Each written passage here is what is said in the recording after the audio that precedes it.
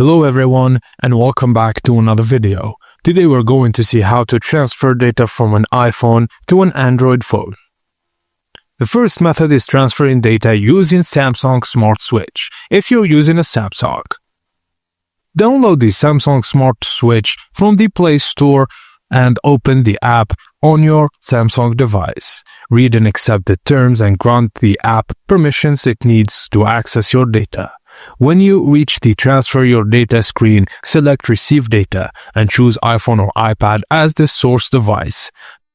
Now, the fastest and most reliable method, you'll need a USB-C to Lightning cable, the most convenient option. No cables needed. If your data is already backed up to iCloud, select Get Data from iCloud and sign in with your Apple ID and choose what you want to transfer and let the phones do the rest. Depending on how much data you have, the process can take a few minutes to over an hour. The second method is transferring data using Google One. Just charge both devices and turn them on.